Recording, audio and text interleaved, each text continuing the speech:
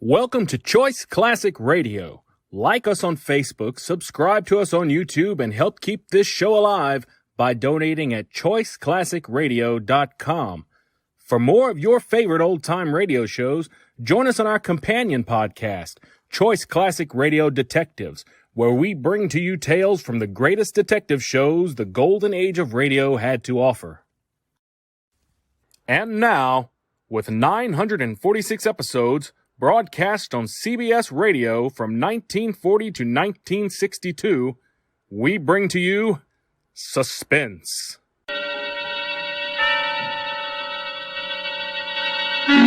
Suspense.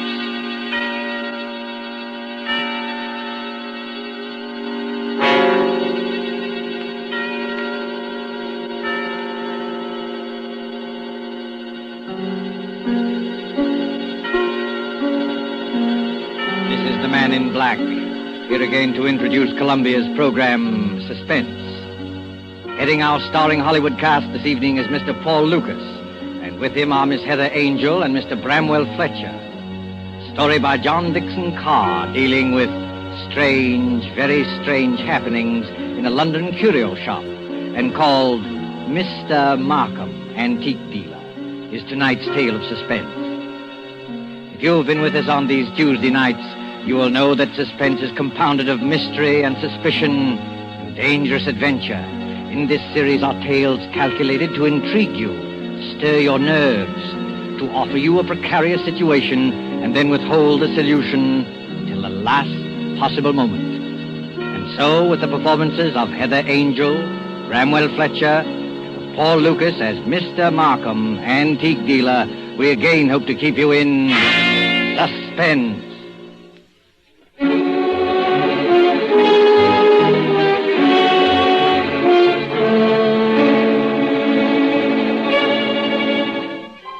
This is the story of a man who commits murder and gets away with it. Does the idea shock you? Do you believe that justice must always be done? But let's be honest with ourselves. You and I needn't be cynics to know that justice is very seldom done. Innocence flinches. Guilt is childlike and bland. Innocence is imposed upon. Guilt can encompass all things, even a successful murder. And I know this because I was the murderer, you say? Oh, no. Inquire at Scotland Yard. I was the victim. In Bond Street, not far from Piccadilly, there used to be an establishment, which in a less fashionable part of town would have been called a shop. On the windows, in letters as discreet as a visiting card, were the words, Charles Markham, Antique Dealer. Such a delightful fellow, Markham. Such a character. 30 years ago, yes, as long as that, this antique shop was a dingy place, despite deep carpets and crystal chandeliers. It rustled with the ticking of 100 clocks. It was shadowed by damascened armor and the loom of tall tapestries. And late one summer night, when the shutters were long closed on those windows, a four-wheeler drew up before the door in the gas-lit street.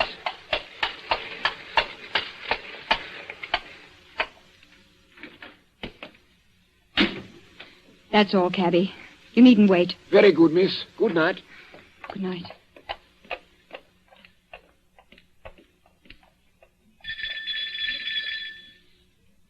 He must be here.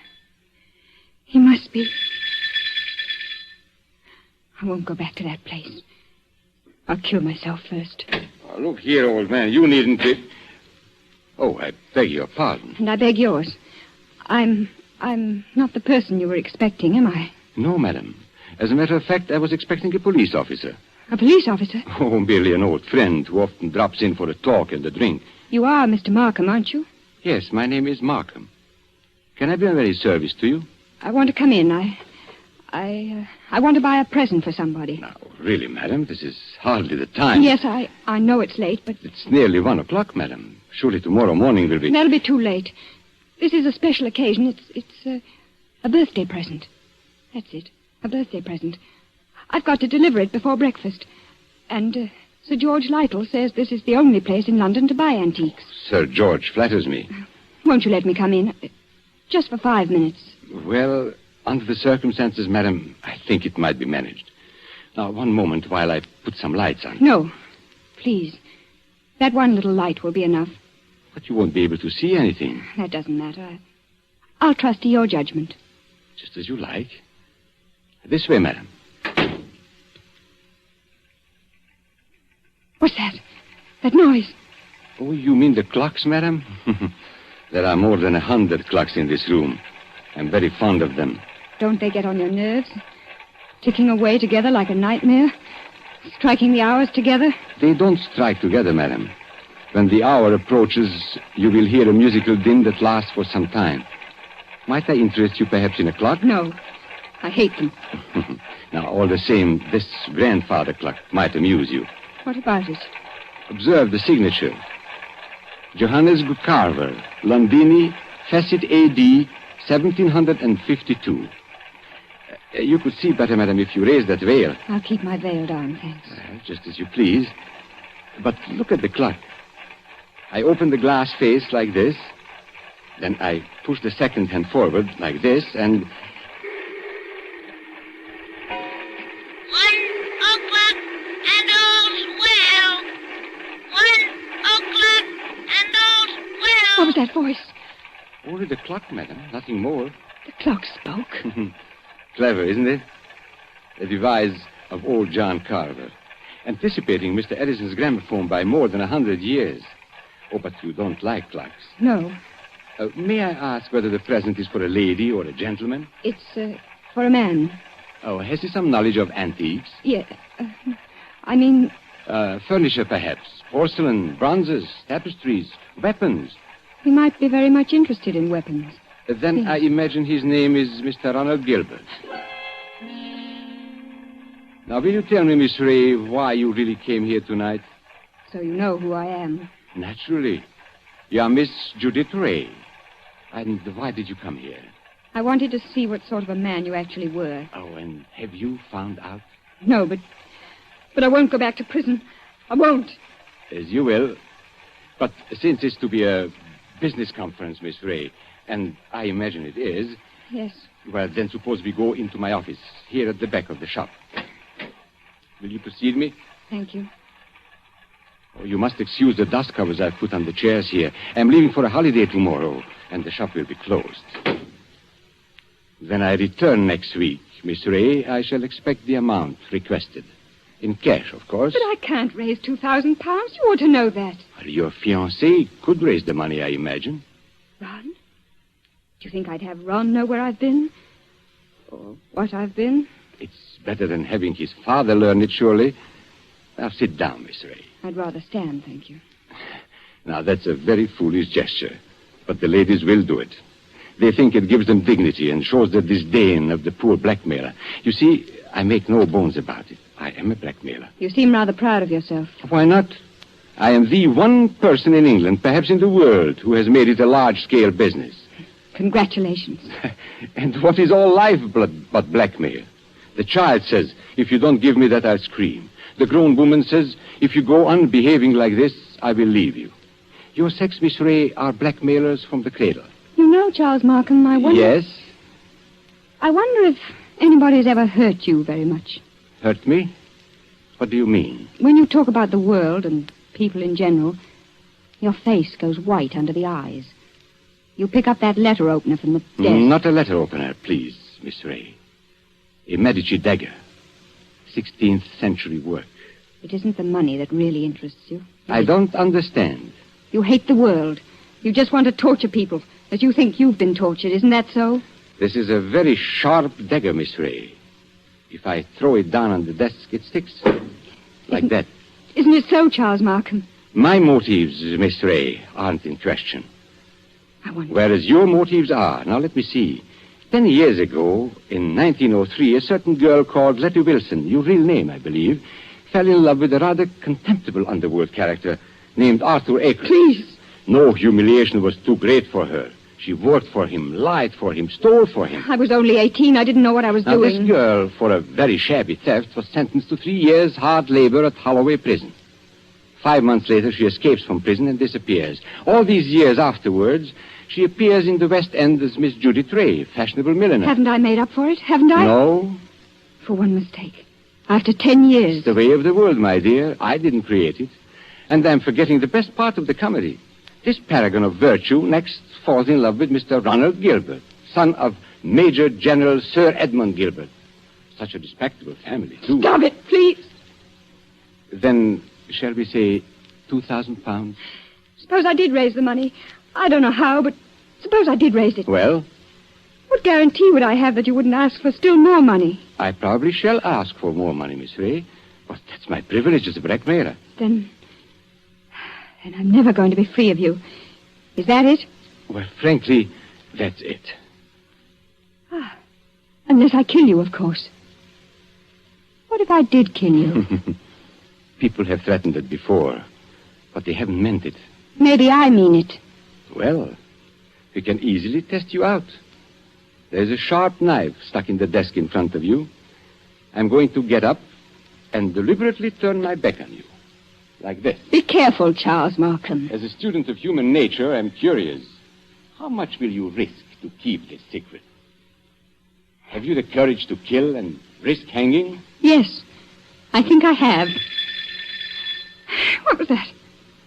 Now, aren't you glad you held back at the last moment, Miss Ray? I said, what was that? That, my dear, was the front doorbell. Probably my friend, Inspector Ross, from Wigmore Street Police Station.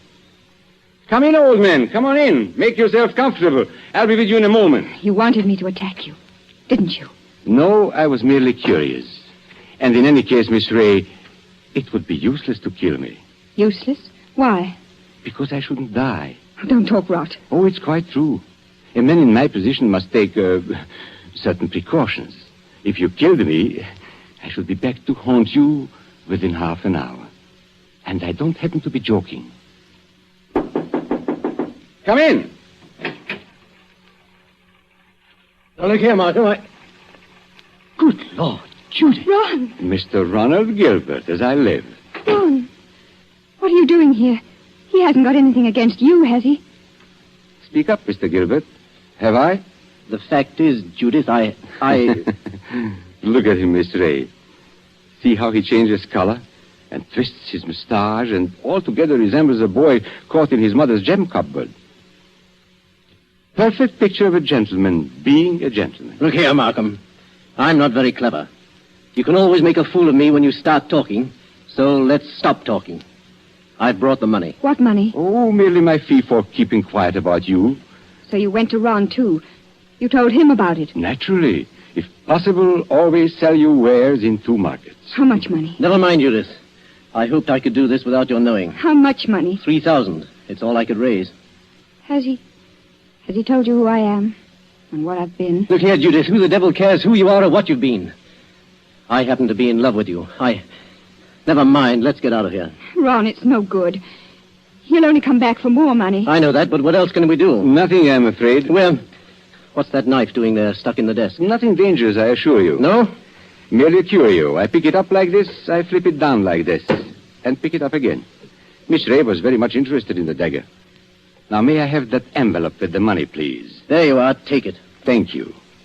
As I explained to Miss Ray, I'm leaving tomorrow for a holiday, hence the general disarray and the dust covers on the chairs.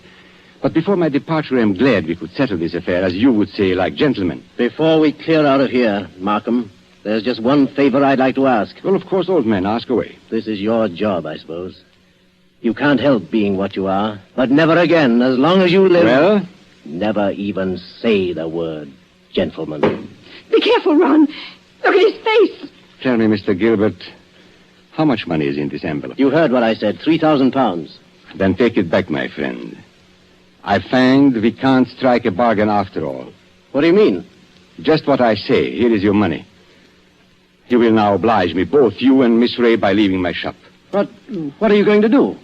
Tomorrow morning, perhaps even tonight, I'm going to get in touch with the police, and I shall tell them where they can find Letty Wilson, alias Judith Ray. You can't do that, Markham. Oh, yes, he can. You hit him where it hurts. 3,000 pounds, my friend, is not enough compensation for the way you talk. There is a way through the shop.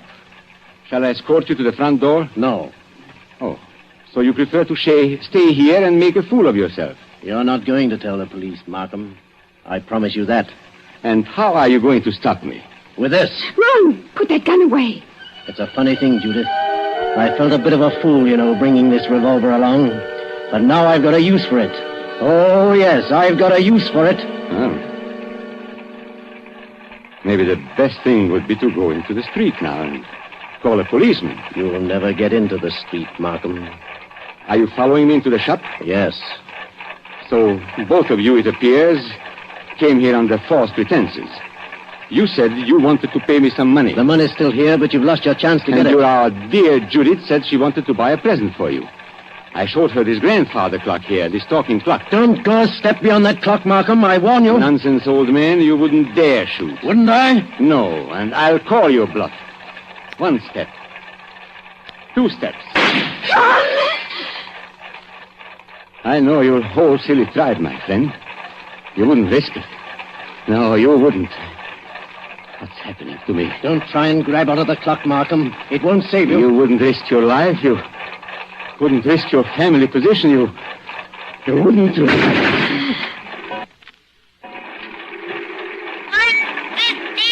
and all's well.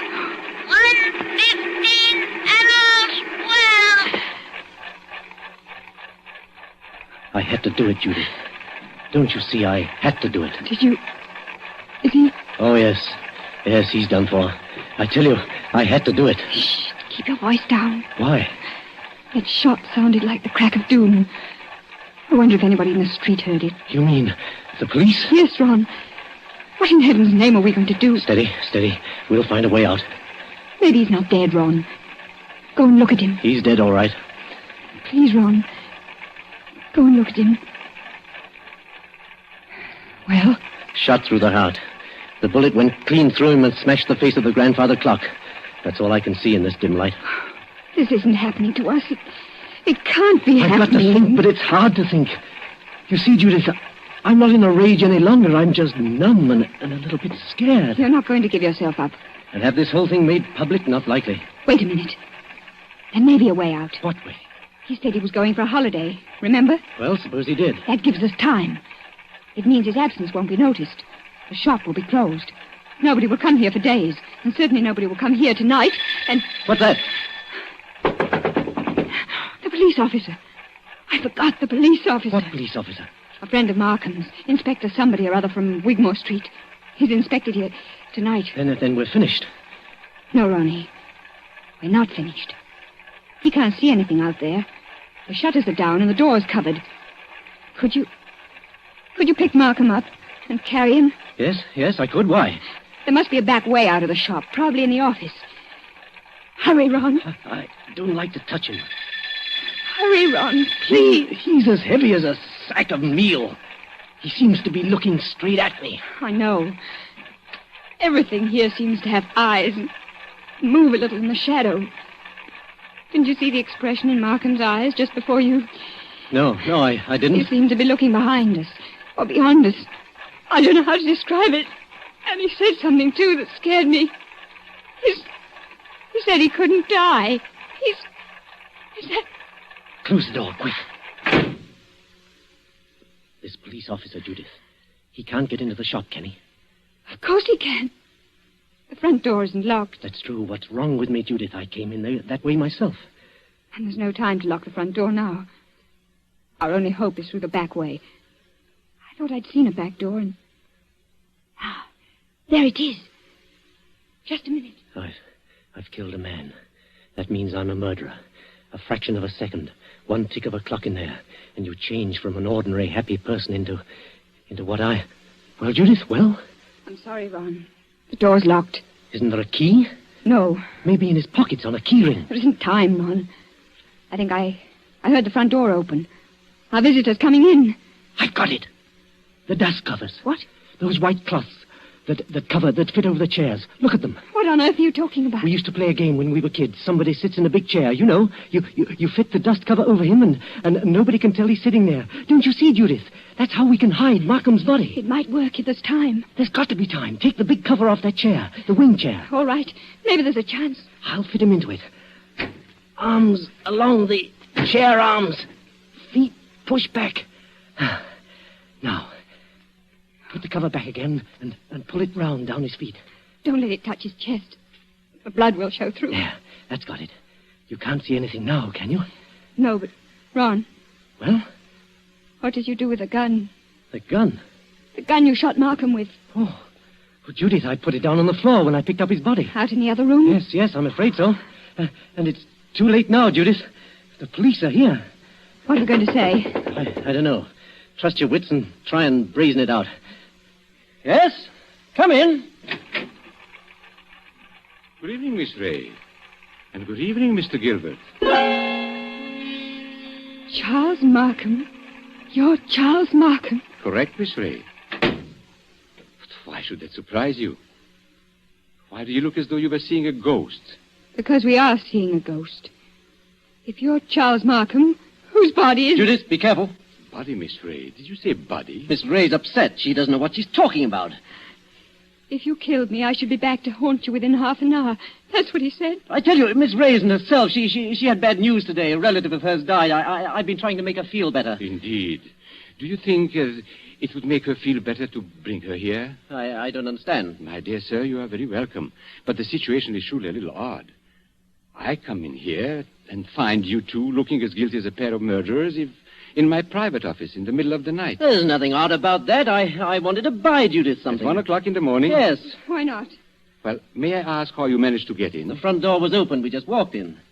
If you wish to buy something, why not stay in the showroom? Why come to my office? Well, hang it all. You don't think we wanted to steal anything, do you? Well, that thought did occur to me. You see, there was nobody else here. There's nobody here, Mr. Markham. Not a living soul. Then you didn't meet, by any chance, my brother? Your brother? Yes, my brother Robert. You couldn't have mistaken him if you had seen him. He looks so much like me that few people can tell us apart. So that's it. Poor Robert often deputizes for me. He's learned to act like me, think like me, and talk like me. But he doesn't like the work very much. Of course, you know what my work really is. Is this part of the game? Are you trying to play cat and mouse? Robert is an idealist. He thinks, poor fellow, that my profession is beneath contempt. But he acts the part and acts it well because I pay him. And I find it useful to have a double who will run risks for me. What have you done with his body? We haven't done anything with him. If you've killed Robert, my friend, you've committed a totally useless murder. You don't see him here, do you? No, but I see his handiwork. Meaning what? I've warned him many times about throwing a knife down on a polished desktop. Those scratches on the desk are fresh scratches. Of course, if you give me your word of honor that he's not here... Of course, he's not here. Well, in that case, all we can do is sit down and make ourselves comfortable. Will you sit there, Mr. Gilbert? And you, Miss Ray, in that wing chair by the window. What's wrong, Miss Ray? Why don't you sit down? Because I prefer to stand, thank you. Then perhaps you won't mind if I sit in the wing chair. It's a very comfortable one. My brother always says... Don't sit down there for the love Oh. So that's it. Yes, that's it. It is rather a thick chair. I press against the dust cover and blood comes through. I lift the bottom of the dust cover and... What's the use of going on with this? I killed him. You admit that? Yes, I admit it. But Judith had nothing to do with this. I swear she hadn't. My telephone, you notice, is against the wall. I shall have to turn my back to you when I ring. Ring? Where? Wigmore Street Police Station. Oh, no. Give him a chance. Please give him a chance. Hello? Hello, operator. I want Regent 0586. I won't let them take you on. I 0586. won't. It's no good, Judith. I killed a man. I meant to kill him. That's all there is to it. A very sensible attitude, my friend. And if the lady has any idea of flying at me with that knife, just notice what I've got here. A .32 revolver, one chamber fired. Picked up off the floor in that room where... Hello? Hello, Wigmore Street Police Station. For the last time, Hello? Mr. Markham, won't you give him a chance? Be quiet, Miss Ray. May I speak to Inspector Ross, please? Inspector Ross speaking. Oh, isn't that Mr. Markham? Got it in one, Inspector. Charles Markham here.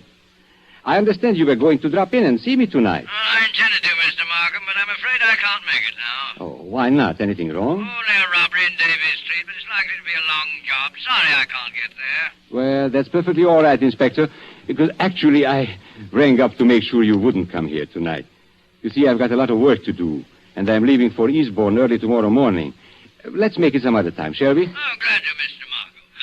No crimes being committed up your way, I suppose? No, Inspector. It's as quiet as the grave. I've never known a more peaceful night. Goodbye. Why did you do that? Now, please, don't excite yourself, Miss Ray. Didn't you hear what I told the Inspector? Yes, but is this some more trickery? Trickery? How can it be? I don't know. That's what I'm asking you. I should call it generous when I let my poor brother's death go unavenged. You're not doing this without a reason. Naturally not. But has it occurred to you, either of you, that I might not want my business dealings revealed in court? What are you driving at? And has it also occurred to you that a man's double, who looks exactly like him and shares all his secrets, may become a danger rather than an asset? He knows too much. He wants too much, and so... I think I understand. You're glad he's dead. Not glad, my dear. You shocked my brotherly feelings, but definitely relieved. Look here, you can't get away with this. Get away with it, sir? Aren't you forgetting that you are the murderer? Then what are you going to do? That is very simple. We three, in an unholy partnership, will dispose of Robert's body. Or would you rather hang? He's got us wrong. There's no other way. But how can we dispose of the body? This seems worse than killing him. It's filthy, cold-blooded... Practical necessity. And as for disposing of the body, nothing is easier. We shall simply gather and...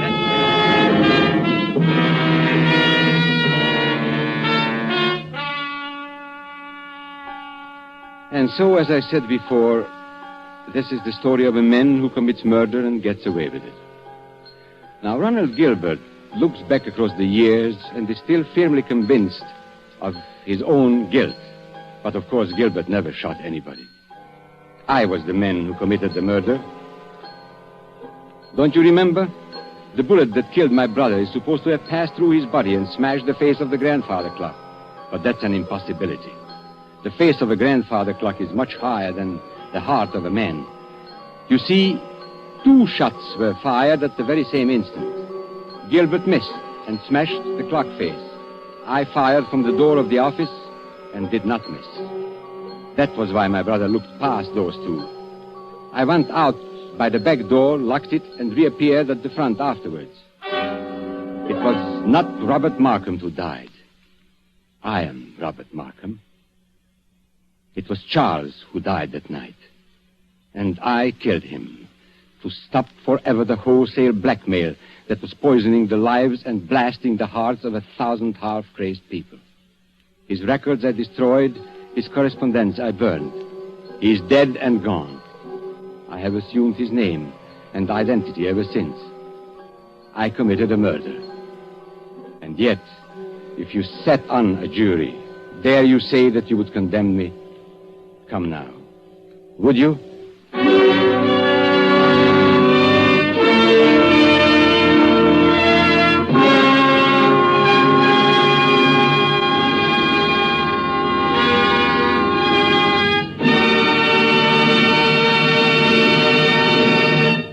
And so closes Mr. Markham, Antique Dealer, starring Paul Lucas with Heather Angel and Bramwell Fletcher. Tonight's tale of Suspense. This is your narrator, the man in black, who conveys to you Columbia's invitation to spend this half hour in suspense with us again next Tuesday, when we will have the pleasure of bringing you Mr. Charles Lawton and Miss Elsa Lanchester, who will star in one of the most famous and suspenseful of Agatha Christie's thrillers, The ABC Murders. The producer of these broadcasts is William Spear, with Ted Bliss, the director, Lud Gluskin and Lucian Morowick, conductor and composer, and John Dixon Carr, the author, collaborated on tonight's Suspense. This is the Columbia Broadcasting System.